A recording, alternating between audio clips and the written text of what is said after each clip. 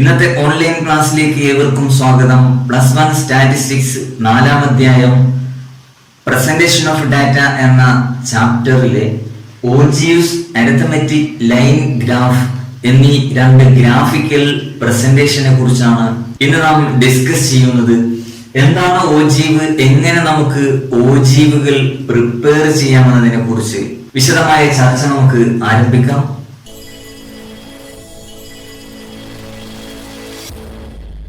കഴിഞ്ഞ ഏതാനും ക്ലാസ്സുകളിൽ ഫോക്കസ് പോയിന്റിലെ 4-ാം അധ്യായം ഡയഗ്രമാറ്റിക് പ്രസന്റേഷൻ എന്ന ചാപ്റ്ററിലെ ജോമെട്രിക് ഡയഗ്രാംസ് ആയ simple bar diagram, multiple bar diagram, component bar diagram എന്നീ ബാർ ഡയഗ്രാമുകളും പൈ ഡയഗ്രാമും നാം പഠിച്ചു കഴിഞ്ഞു.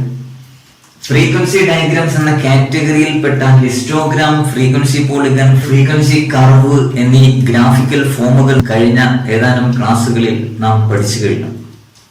ഇന്ന് നമുക്ക് ഓജീവ്സ് എന്ന ലെസ് ദാൻ ഓജീവ്, ഗ്രേറ്റർ ദാൻ ഓജീവ് എന്നീ രണ്ട് ഗ്രാഫിക്കൽ ഫോമുകളെ കുറിച്ചാണ് ഇന്ന് നാം പഠിക്കുന്നത്. എങ്ങനെ നമുക്ക് ഓജീവ്സ് വരക്കാം? നാം നേരത്തെ പരിചയപ്പെട്ടതുപോലെ ഏതൊരു ഗ്രാഫ് വരക്കണമെങ്കിലും എക്സ് ആക്സിസും വൈ ആക്സിസും നാം പ്രിപ്പയർ ചെയ്യുന്നു. എക്സ് ആക്സിസിൽ ക്ലാസ് ഇന്റർവെലുകളും വൈ ആക്സിസിൽ കുമുലേറ്റീവ് ഫ്രീക്വൻസിയുമാണ് നമുക്ക് മെഷർ ചെയ്യുവാനുള്ളത്. മുൻ ഗ്രാഫുകളിൽ നിന്നും അല്പം വ്യത്യസ്തമായി വൈ ആക്സിസിൽ നാം കുമുലേറ്റീവ് ഫ്രീക്വൻസിയാണ് മെഷർ ചെയ്യുന്നത്. കഴിഞ്ഞ ഗ്രാഫുകളിലെല്ലാം നാം വൈ ആക്സിസിൽ ഡാറ്റയെ റെപ്രസെന്റ് ചെയ്യുന്ന നോർമൽ ഫ്രീക്വൻസിയാണ് നാം വൈ ആക്സിസിൽ മെഷർ ചെയ്തിരുന്നത്. എങ്ങനെ നമുക്കൊരു ഓജീവ് പ്രിപ്പയർ ചെയ്യാം? അതിനാദ്യമായി നാം ഒരു ഉദാഹരണം പരിഗണിക്കുകയാണ്.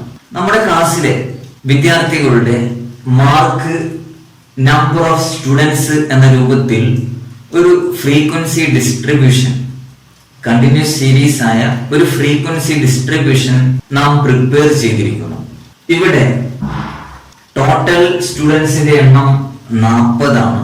മാർക്കിന്റെ റേഞ്ച് കൊടുത്തിരിക്കുന്നത് 0 മുതൽ 60 വരെയാണ്. അതിനാൽ എക്സ് ആക്സിസിൽ നാം ക്ലാസ് ലിമിറ്റുകൾ മാർക്ക് ചെയ്യുന്നു. 0, 10, 20, 30 അപ് ടു 60 എന്ന രൂപത്തിൽ നാം ക്ലാസ് ലിമിറ്റ്സ് മാർക്ക് ചെയ്യുന്നു. വൈ ആക്സിസിൽ ഇനി നമുക്ക് മെഷർ ചെയ്യാനുള്ളത് കുമുലേറ്റീവ് ഫ്രീക്വൻസിയാണ്.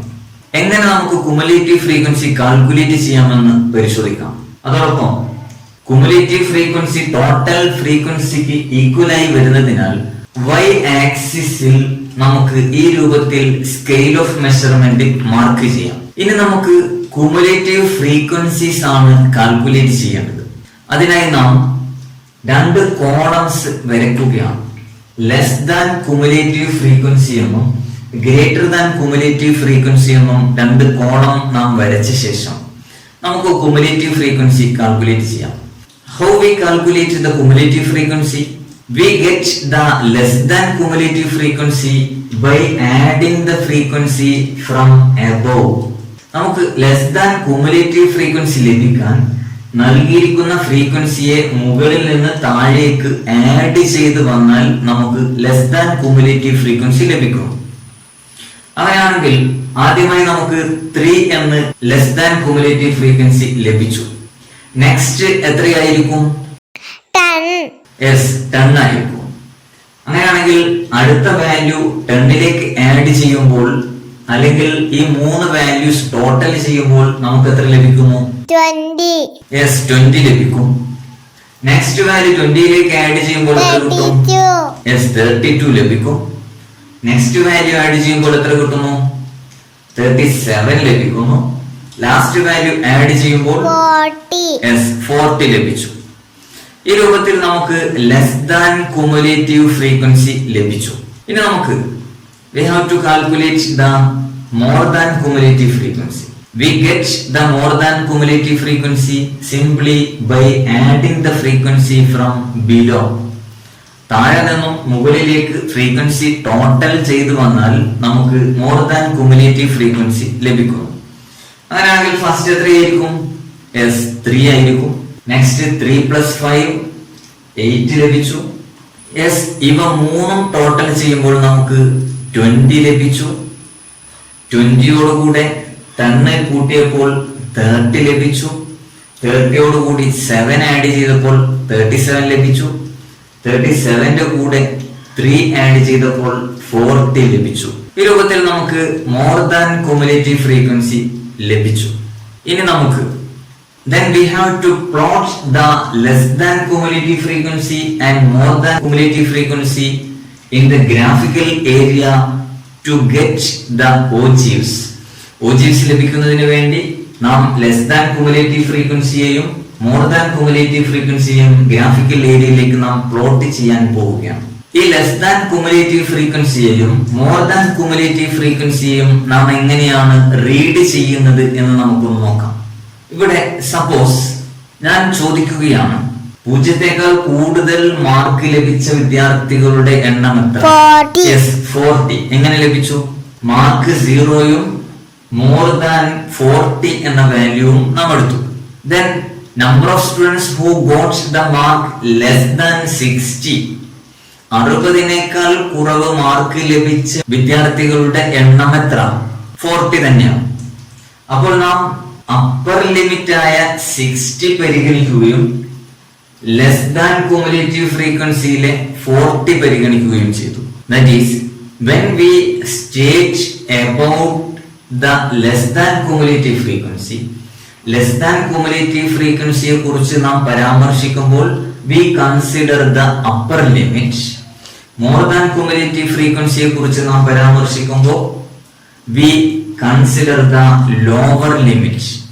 കളർ കോമ്പിനേഷനിലൂടെ നമുക്ക് ഒന്നുകൂടി കൂടുതൽ മനസ്സിലാക്കാൻ സാധിക്കുന്നുണ്ടല്ലോ. അങ്ങനെയാണെങ്കിൽ 40ൽ കുറവ് മാർക്ക് നേടിയ വിദ്യാർത്ഥികളുടെ എണ്ണം എത്ര എന്ന് നാം എങ്ങനെ കണ്ടുപിടിക്കും? 40 ലെസ് ദാൻ എന്ന് നാം പറയുമ്പോൾ we consider the less than cumulative frequency 32. Upper limit പരിഗണിച്ചു, ലെസ് ദാൻ ക്യുമുലേറ്റീവ് ഫ്രീക്വൻസിയെ പരിഗണിച്ചു. 40ൽ കൂടുതൽ മാർക്ക് വാങ്ങിയ വിദ്യാർത്ഥികളുടെ എണ്ണം എത്ര എന്ന് പറയുമ്പോൾ you consider the lower limit and more than cumulative frequency. So it is number 8. 8 പേരാണ് എന്ന് നമുക്ക് മനസ്സിലാവും. ഇതിനെ നമുക്കൊന്ന് റീറൈറ്റ് ചെയ്തു നോക്കാം. while we considering the upper limit of the frequency distribution, we consider the less than cumulative frequency. നമ്മുടെ frequency ഡിസ്ട്രിബ്യൂഷന്റെ upper ലിമിറ്റുകളെ നാം പരിഗണിക്കുമ്പോൾ നാം ലെസ് ദാൻ ക്യുമുലേറ്റീവ് ഫ്രീക്വൻസിയെ പരിഗണിക്കുകയും while analyzing the more than cumulative frequency, we consider the lower limit. more than cumulative frequencyയെ analyse ചെയ്യുമ്പോൾ നാം lower ലിമിറ്റുകളാണ് പരിഗണിക്കുന്നത്. More than 0 എന്ന് നാം പറഞ്ഞു, മോർ ദാൻ 50 എന്ന് നാം പറയുമ്പോൾ 50ൽ കൂടുതൽ മാർക്ക് നേടിയവർ 3 പേർ എന്ന് നമുക്ക് ലഭിക്കുന്നു. ഈ രൂപത്തിൽ നമുക്ക് ഗ്രാഫിക്കൽ ഏരിയയിലേക്ക് ക്യുമുലേറ്റീവ് ഫ്രീക്വൻസി നമുക്ക് പ്ലോട്ട് ചെയ്യാം. ആദ്യം നമുക്ക് ലെസ് ദാൻ ഓജീവ് എങ്ങനെ പ്ലോട്ട് ചെയ്യാം, വരക്കാമെന്ന് നമുക്ക് നോക്കാം. In order to draw the less than ogive, the cumulative frequencies are plotted against the upper class limit on y-axis. നാം നേരത്തെ പറഞ്ഞതുപോലെ അപ്പർ ക്ലാസ് ലിമിറ്റ് പരിഗണിച്ചുകൊണ്ട് ലെസ് ദാൻ ക്യുമുലേറ്റീവ് ഫ്രീക്വൻസി നാം ഗ്രാഫിലേക്ക് പ്ലോട്ട് ചെയ്യാൻ പോകുന്നു. ലെസ് ദാൻ ക്യുമുലേറ്റീവ് ഫ്രീക്വൻസിയെ analyse ചെയ്യുമ്പോൾ നാം അപ്പർ ക്ലാസ് ലിമിറ്റുകൾ പരിഗണിക്കുന്നു. ഓക്കെ, അപ്പോൾ first point upper class limit ആയ 10ന് സമാനമായി നാം ലെസ് ദാൻ ക്യുമുലേറ്റീവ് ഫ്രീക്വൻസിയുടെ 3 എന്ന പോയിന്റ് നാം മാർക്ക് ചെയ്യാൻ പോവുകയാണ്. ഗ്രാഫിൽ 10ന് നേരെ നാം 3 മാർക്ക് ചെയ്യുന്നു. Then next less than cumulative frequency 10 ആണ്. എവിടെ മാർക്ക് ചെയ്യും? അപ്പർ ക്ലാസ് ലിമിറ്റ് ആയ 20ൽ മാർക്ക് ചെയ്യുന്നു. നെക്സ്റ്റ് ക്യുമുലേറ്റീവ് ഫ്രീക്വൻസി 20 ആണ്. എവിടെ മാർക്ക് ചെയ്യും? അപ്പർ ക്ലാസ് ലിമിറ്റ് ആയ 30ൽ നാം 20 മാർക്ക് ചെയ്യുന്നു. നെക്സ്റ്റ് 32 ആണ് നമ്മുടെ ക്യുമുലേറ്റീവ് ഫ്രീക്വൻസി. എവിടെ മാർക്ക് ചെയ്യും? അപ്പർ ക്ലാസ് ലിമിറ്റ് ആയ 40ൽ നാം മാർക്ക് ചെയ്യുന്നു. നെക്സ്റ്റ് ക്യുമുലേറ്റീവ് ഫ്രീക്വൻസി 37 ആണ്. അപ്പർ ക്ലാസ് ലിമിറ്റ് ആയ 50ൽ നാം 37 മാർക്ക് ചെയ്യുന്നു. നെക്സ്റ്റ് കുമുലേറ്റീവ് ഫ്രീക്വൻസി 40 ആണ്. അപ്പർ ക്ലാസ് ലിമിറ്റ് ആയ 60യിൽ നാം 40 മാർക്ക് ചെയ്യുന്നു. ഇപ്പോൾ നാം less than cumulative frequency values എല്ലാം തന്നെ നമ്മുടെ ഗ്രാഫിൽ നാം മാർക്ക് ചെയ്തു. By connecting these points we get the less than ogive. ഈ പോയിന്റുകളെ നാം കണക്ട് ചെയ്യുന്നതിലൂടെ നമുക്ക് ലെസ് ദാൻ ഓജീവ് എന്ന ഗ്രാഫിക്കൽ ഫോം നമുക്ക് ലഭിച്ചു. അപ്പോൾ less than cumulative frequencies are marked against the upper class limit. Upper class ലിമിറ്റിന് സമാനമായി നാം ലെസ് ദാൻ കുമുലേറ്റീവ് ഫ്രീക്വൻസികൾ മാർക്ക് ചെയ്തു. ഇനി നമുക്ക് എങ്ങനെ ഗ്രേറ്റർ ദാൻ ഓജീവ് പ്രിപ്പയർ ചെയ്യാമെന്ന് നോക്കാം. More than ogive or greater than ogive എന്ന് വിളിക്കുന്ന കുമുലേറ്റീവ് ഗ്രാഫ് ലഭിക്കാൻ cumulative frequencies are plotted against lower class limits. Less than ogive ലഭിക്കാൻ നാം അപ്പർ ക്ലാസ് ലിമിറ്റുകളിൽ മാർക്ക് ചെയ്തിരുന്നു. എന്നാൽ മോർ ദാൻ ഓജീവ് ലഭിക്കാൻ എക്സ് ആക്സിസിലെ ലോവർ ക്ലാസ് ലിമിറ്റിന് സമാനമായിട്ടാണ് നാം മോർ ദാൻ കുമുലേറ്റീവ് ഫ്രീക്വൻസിയെ മാർക്ക് ചെയ്യാൻ പോകുന്നത്. Let start. ഇവിടെ more than cumulative frequency value 40 ആണ് നമുക്ക് ലഭിച്ചിരിക്കുന്നത്. ഏത് ക്ലാസ് പരിഗണിക്കണം? Lower class limit. Yes, lower class limit പരിഗണിക്കണം. അഥവാ 0ക്ക് മുകളിൽ നാം 40 മാർക്ക് ചെയ്യുന്നു. നെക്സ്റ്റ് വാല്യൂ 37 ആണ്. എവിടെ മാർക്ക് ചെയ്യും? ലോവർ ക്ലാസ് ലിമിറ്റ് 10ന് മുകളിൽ മാർക്ക് ചെയ്യുന്നു. നെക്സ്റ്റ് വാല്യൂ 30 ആണ്. എവിടെ മാർക്ക് ചെയ്യും? ലോവർ ക്ലാസ് ലിമിറ്റ് 20ൽ മാർക്ക് ചെയ്യുന്നു. നെക്സ്റ്റ് വാല്യൂ 20 ആണ്. എവിടെ മാർക്ക് ചെയ്യും? ലോവർ ക്ലാസ് 30ൽ മാർക്ക് ചെയ്യുന്നു. നെക്സ്റ്റ് വാല്യൂ 8 ആണ്. ലോവർ ക്ലാസ് 40ൽ നാം 8 മാർക്ക് ചെയ്യുന്നു. നെക്സ്റ്റ് വാല്യൂ 3 ആണ്. ലോവർ ക്ലാസ് ലിമിറ്റ് ആയ 50ൽ നാം 3 മാർക്ക് ചെയ്യുന്നു. ഇപ്പോൾ നാം more than cumulative frequency values എല്ലാം തന്നെ ലോവർ ക്ലാസ് ലിമിറ്റിന് കറസ്പോണ്ടിങ് ആയി നാം ഗ്രാഫിക്കൽ ഏരിയയിൽ മാർക്ക് ചെയ്തിരിക്കും. By connecting these points we get the more than ogive. ഈ പോയിന്റുകളെ കണക്ട് ചെയ്യുമ്പോൾ നമുക്ക് മോർ ദാൻ ഓജീവ് എന്ന ഗ്രാഫ് ലഭിച്ചു. ഇനി എങ്ങനെയാണ് ഈ രണ്ട് ഗ്രാഫുകളും അഥവാ മോർ ദാൻ ഓജീവും ലെസ് ദാൻ ഓജീവും എങ്ങനെ നമുക്ക് ഒരേ ഗ്രാഫിക്കൽ ഏരിയയിൽ നമുക്ക് എങ്ങനെ പ്രിപ്പയർ ചെയ്യാം? നാം less than cumulative frequencies mark ചെയ്തു, അവയെ നാം കണക്ട് ചെയ്തു. പിന്നീട് നാം more than cumulative frequency values നാം മാർക്ക് ചെയ്തു, അവയെ നാം കണക്ട് ചെയ്തു. അപ്പോൾ നമുക്ക് മോർ ദാൻ ഓജീവ് ലഭിക്കുന്നു. ഇവയുടെ പ്രത്യേകത നമുക്കൊന്ന് കാണാം. Less than ogive is never decreasing. Less than ogive എന്ന ഗ്രാഫ് ഒരിക്കലും അത് താഴേക്ക് വരികയില്ല. എന്നാൽ മോർ ദാൻ ഓജീവ് എന്ന് പറയുന്ന ഗ്രാഫ് ഈസ് നെവർ ഇൻക്രീസിംഗ്. ഇവ ഒരിക്കലും അത് മുകളിലേക്കും പോവുകയില്ല. ലെസ് ദാൻ ഓജീവ് ഗ്രാഫിനെ നാം ഒറിജിനിലേക്ക് അഥവാ 0യിലേക്ക് കണക്ട് ചെയ്തിരിക്കുന്നു. മോർ ദാൻ ഓജീവ് ഗ്രാഫിനെ നാം 50 എന്ന ലോവർ ലിമിറ്റിലാണ് എത്തി നിൽക്കുന്നത്. നെക്സ്റ്റ് പോയിന്റ് ആയ 60യിലേക്കും നാം അവയെ കണക്ട് ചെയ്യുന്നു. By analysing the two ogive graphs we can find out the median value. Median എന്ന് പറയുന്ന ആവറേജ് വാല്യൂവിനെ നമുക്ക് ഓജീവ്സ് എന്ന രണ്ട് ഗ്രാഫുകളുടെ ഇന്റർസെക്ഷൻ പോയിന്റിലൂടെ നമുക്ക് കണ്ടുപിടിക്കാൻ സാധിക്കുന്നു. The intersection point, the crossing point of the two ogives will give us the median value. Less than ogive എന്ന ഈ ഗ്രാഫും മോർ ദാൻ ഓജീവ് എന്ന് പറയുന്ന ഗ്രാഫും കൂടി പരസ്പരം ക്രോസ് ചെയ്യുന്ന ഈ പോയിന്റിൽ നിന്നും എക്സ് ആക്സിസിലേക്ക് ടച്ച് ചെയ്യുന്ന വാല്യൂവിൽ that is the median value. ആ വാല്യൂവിനെ നമുക്ക് മീഡിയൻ വാല്യൂ എന്ന് വിളിക്കും. The intersection point of two ogives gives us the median value. രണ്ട് ഓജീവുകളും പരസ്പരം ബന്ധിക്കുന്ന, പരസ്പരം ഗണിക്കുന്ന value that will be equal to the median value. മാത്തമാറ്റിക്കലായി മീഡിയൻ കാൽക്കുലേറ്റ് ചെയ്യുമ്പോൾ ഇതേ വാല്യൂ ആയിരിക്കും നമുക്ക് ലഭിക്കുക. അപ്പോൾ ഇതുവരെ ഡയഗ്രമാറ്റിക് പ്രസന്റേഷനിലെ ജോമെട്രിക് ഡയഗ്രാംസും ഫ്രീക്വൻസി ഡയഗ്രാംസും നാം വിശദമായി പഠിച്ചു കഴിഞ്ഞു.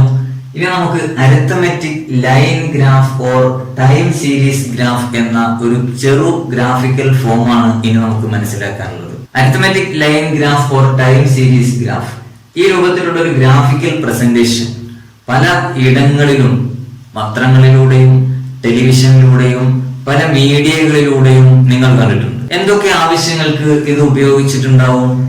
ക്രിക്കറ്റിൽ റൺ റേറ്റ് കാണിക്കാൻ. Yes, very good. ക്രിക്കറ്റ് കളിക്കിടയിൽ വിവിധ ഓവറുകളിലെ റൺ റേറ്റിനെ സൂചിപ്പിക്കാൻ വേണ്ടി ഈ ചിത്രം ഉപയോഗിച്ച് കണ്ടിട്ടുണ്ട്. പിന്നെ ഇവിടെ ടെസ്റ്റ് പോസിറ്റിവിറ്റി നിരക്ക് സൂചിപ്പിക്കാൻ. അതെ, പല ദിവസങ്ങളിലെ ടെസ്റ്റ് പോസിറ്റിവിറ്റി നിരക്കിനെ സൂചിപ്പിക്കാൻ വേണ്ടി ഈ ഗ്രാഫ് ഉപയോഗിച്ച് കണ്ടിട്ടുണ്ട്. പെട്രോളിയം വില വർധന. Very good. പല ആഴ്ചകളിലെ പെട്രോളിയം വിലയിലെ വർധനവ് സൂചിപ്പിക്കാൻ വേണ്ടി ഉപയോഗിച്ച് കണ്ടിട്ടുണ്ട്. പല വർഷങ്ങളിലെ എക്കണോമിക് ഗ്രോത്തിനെ സൂചിപ്പിക്കാൻ വേണ്ടി ഈ ഗ്രാഫ് ഉപയോഗിച്ച് കണ്ടിട്ടുണ്ട്. അപ്പോൾ arithmetic line graph or time series graph എന്ന് പറഞ്ഞാൽ it shows the change in a variable in different time. പല സമയങ്ങളിൽ ഒരു വേരിയബിളിലുള്ള മാറ്റം ചേഞ്ചസ് കാണിക്കുന്നതിന് അരിത്തമെറ്റിക് ലൈൻ ഗ്രാഫ് ഉപയോഗിക്കുന്നു. In different times, time may be hours, day, week, month, year etcetera. The time is plotted along x-axis. ടൈം x-axisൽ plot ചെയ്യുന്നു. And the variables are plotted on y-axis. അപ്പോൾ പല സമയങ്ങളിൽ ദിവസങ്ങൾ കഴിയുന്നതിനനുസരിച്ച്, വർഷങ്ങൾ കഴിയുന്നതിനനുസരിച്ച് ഒരു വേരിയബിളിൽ ഉണ്ടാകുന്ന മാറ്റം അത് ഇൻക്രീസ് ആയാലും ഡിക്രീസ് ആയാലും ചിത്രീകരിക്കുന്നതിന് വേണ്ടി നാം ടൈം സീരീസ് ഗ്രാഫ് ഉപയോഗിക്കുന്നു. ഇതുകൊണ്ടുള്ള ഉപയോഗം എന്താണ്? It helps in understanding the trend, tendency, periodicity or inflation or growth etc. തുടങ്ങിയവയൊക്കെ മനസ്സിലാക്കുന്നതിന് വേണ്ടി നമുക്കിത് ഉപയോഗിക്കാം. ഇതിന്റെ മറ്റൊരു പ്രത്യേകത, any number of variable can be included in a particular graph. എത്ര വേരിയബിൾസ് വേണമെങ്കിലും നമുക്ക് ഒരു ഗ്രാഫിൽ ഉൾക്കൊള്ളിക്കാൻ സാധിക്കും. Different shade or different colours ഉപയോഗിച്ചുകൊണ്ട് നമുക്ക് ഒന്നിലധികം വേരിയബിൾസിനെ ഒരു ഗ്രാഫിൽ തന്നെ നമുക്ക് ഉൾക്കൊള്ളിക്കാനും കമ്പാരിസൺ നടത്തുവാനും നമുക്ക് സാധിക്കുന്നു. നമുക്കൊരു arithmetic line graph or time series graph എങ്ങനെ പ്രിപ്പയർ ചെയ്യാമെന്ന് നോക്കാം. എക്സ് ആക്സിസിൽ ഇയർ മാർക്ക് ചെയ്യുന്നു, വൈ ആക്സിസിൽ ഡാറ്റ നമുക്ക് മാർക്ക് ചെയ്യാം. ആദ്യമായി നാം ഒരു എക്സാമ്പിൾ പരിശോധിക്കുന്നു. ഡിഫറെന്റ് ഇയേഴ്സിലുള്ള എക്സ്പോർട്ട് ആൻഡ് ഇമ്പോർട്ട്സ് നാം പരിഗണിക്കുകയാണ്. ഇനി നാം ഇയേഴ്സ് നാം എക്സ് ആക്സിസിൽ മാർക്ക് ചെയ്യുകയാണ്. 2009, 10 തുടങ്ങി ഇയേഴ്സ് നാം മാർക്ക് ചെയ്തു. വൈ ആക്സിസിൽ ഡാറ്റയുടെ റേഞ്ച് അനുസരിച്ച് നാം സ്കെയിൽ ഓഫ് മെഷർമെന്റ് മാർക്ക് ചെയ്യുകയാണ്. പിന്നീട് നാം പോയിന്റുകൾ പ്ലോട്ട് ചെയ്യുകയാണ്. 2009 എക്സ്പോർട്ട് വാല്യൂവിനെ 8 എന്ന വാല്യൂവിൽ നാം മാർക്ക് ചെയ്തു. ഈ രൂപത്തിൽ നാം മറ്റു വാല്യൂസുകൾ മാർക്ക് ചെയ്ത ശേഷം we connect these points by a straight line. ഈ പോയിന്റുകൾ നാം ഒരു നേർരേഖ ഉപയോഗിച്ച് കണക്ട് ചെയ്യും. അതിനുശേഷം ഇമ്പോർട്ട് വാല്യൂ 2009 ഇമ്പോർട്ട് വാല്യൂ 13 ആണ്. 13 നാം മാർക്ക് ചെയ്തു. നെക്സ്റ്റ് വാല്യൂ 13, 16, 23, 27 തുടങ്ങിയ വാല്യൂസ് നാം ഗ്രാഫിൽ മാർക്ക് ചെയ്തു. And then we connect these points by using a straight line. Now we get the arithmetic line graph or time series graph. A graph showing changes in variable over different time periods. Different times. വ്യത്യസ്ത സമയങ്ങളിൽ ഒരു വേരിയബിളിൽ ഉണ്ടാകുന്ന മാറ്റത്തെ ചിത്രീകരിക്കാൻ വേണ്ടി നാം use ചെയ്യുന്ന ഗ്രാഫാണ് ടൈം സീരീസ് ഗ്രാഫ്. അപ്പോൾ ഇന്നത്തെ ക്ലാസ്സിൽ ഇതുവരെ നാം 2 ഓജീവ്സ് അഥവാ ലെസ് ദാൻ ഓജീവ്സ്, ഗ്രേറ്റർ ദാൻ ഓജീവ്സ്, അവയുടെ ഇന്റർസെക്ഷൻ പോയിന്റിലുള്ള മീഡിയൻ കാൽക്കുലേറ്റ് ചെയ്യുന്നു എന്ന് നാം പഠിച്ചു. Arithmetic line graph or time series ഗ്രാഫിനെ കുറിച്ചും നാം ഇന്നത്തെ ക്ലാസ്സിൽ വിശദമായി മനസ്സിലാക്കി. ഇനി നമുക്ക് ഈ ചാപ്റ്ററിൽ പറഞ്ഞ മുഴുവൻ കാര്യങ്ങളെയും അടിസ്ഥാനമാക്കി നമുക്ക് റിവ്യൂ ക്വസ്റ്റ്യൻസ് പ്രാക്ടീസ് ചെയ്യാം. Question number 1, head count ratio of poverty in India are given. Present the data in A suitable bar diagram. ഈ തന്നിരിക്കുന്ന ഡാറ്റ സ്യൂട്ടബിൾ ആയ ഒരു bar ഡയഗ്രത്തിലൂടെ ചിത്രീകരിക്കുക. Question number 2, the following table shows monthly expenditure of two families. Present data by means of a component bar diagram. ഈ data ഒരു component bar ഡയഗ്രത്തിലൂടെ ചിത്രീകരിക്കുക. Question number 3, draw a multiple bar diagram for the data. തന്നിരിക്കുന്ന sale, gross profit, net profit എന്നീ ഡാറ്റയെ ഒരു multiple bar ഡയഗ്രത്തിലൂടെ ചിത്രീകരിക്കുക. Question number 4, the table gives cost of construction of a house. Represent the data in a pie diagram. തന്നിരിക്കുന്ന data ഒരു pi ഡയഗ്രത്തിന്റെ സഹായത്തോടെ ചിത്രീകരിക്കുക. Question number 5, represents the given data by a histogram, frequency polygon, frequency curve and ogive 2. തന്നിരിക്കുന്ന ഡാറ്റയെ 5 തരം frequency ഡയഗ്രത്തിലൂടെ present ചെയ്യുക. അതോടൊപ്പം ഈ ചാപ്റ്ററിനെ മൊത്തത്തിൽ റിവ്യൂ ചെയ്യുന്ന ഒരു ഓൺലൈൻ എക്സാമിനേഷന്റെ ലിങ്ക് താഴെ ഡിസ്ക്രിപ്ഷനിൽ കൊടുത്തിരിക്കുന്നു. നിങ്ങൾ ആ എക്സാം അറ്റൻഡ് ചെയ്യുക. നിങ്ങൾക്ക് ലഭിച്ച സ്കോറുകൾ താഴെ കമന്റ് ബോക്സിൽ രേഖപ്പെടുത്തുകയും ചെയ്യുക. അടുത്ത ടോപ്പിക്കുമായി അടുത്ത ക്ലാസ്സിൽ നമുക്ക് വീണ്ടും കാണാം. Good bye.